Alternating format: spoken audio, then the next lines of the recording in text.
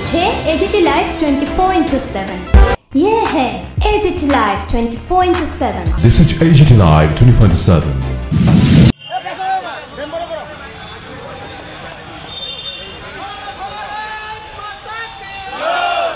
আমরা সবাই জানি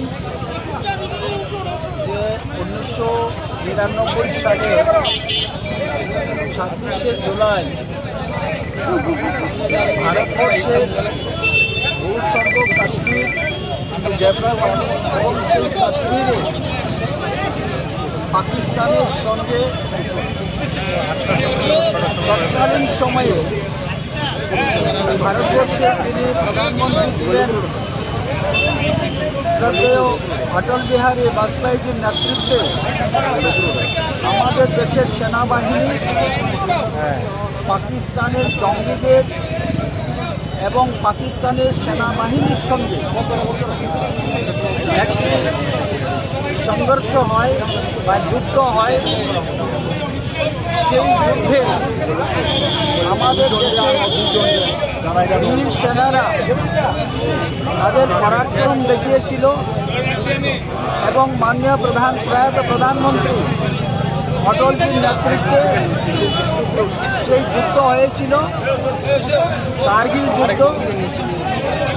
আমরা ভারতীয় জনতা পার্টি যুব মোর্চার পক্ষ থেকে সারা দেশ এবং আমাদের এই রাজ্যের প্রত্যেকটি জেলাতে কার্গিল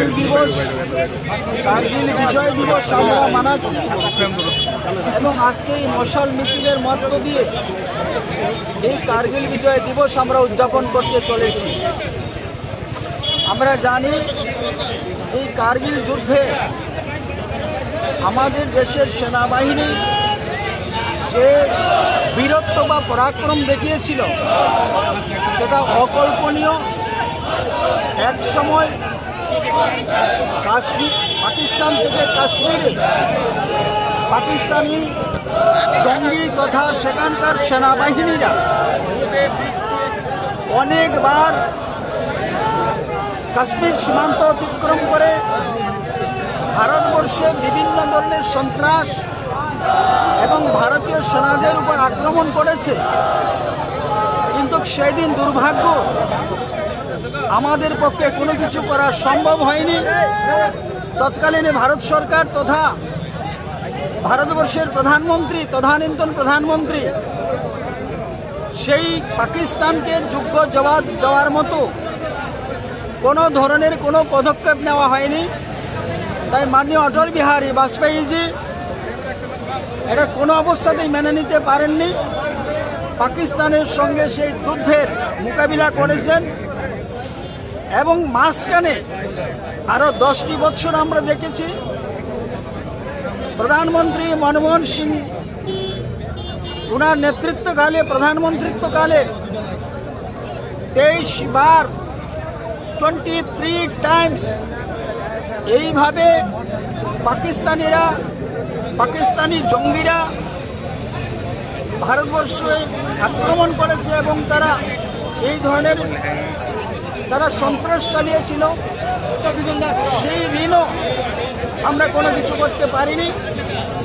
পরবর্তী সময় 2014 সালে মাননীয় প্রধানমন্ত্রী নরেন্দ্র মোদীজির নেতৃত্বে সরকার গঠনের পর পাকিস্তানের আর সাহস হয়নি এই ধরনের কোনো সন্ত্রাস করার জন্যে।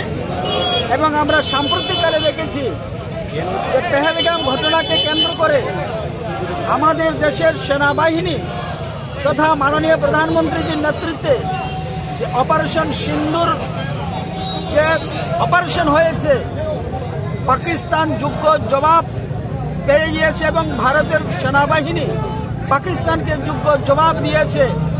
তাই আজকে ভারত একটা শক্তিশালী রাষ্ট্র হিসাবে বিশ্বের দরবারে পরিচিতি লাভ করেছে এবং সন্ত্রাস দমনে মাননীয় প্রধানমন্ত্রী যথেষ্টভাবে সচেতন রয়েছেন। আর এই সন্ত্রাসকে দমন করার জন্যই মাননীয় প্রধানমন্ত্রী এবং ভারত সরকার ভারতীয় জনতা পার্টি আমরা অঙ্গীকারবদ্ধ রয়েছি। তাই আজকের এই কার্গিল বিজয় দিবসে ভারতীয় জনতা যুব মোর্চার পক্ষ থেকে আমরা আগরতলা শহর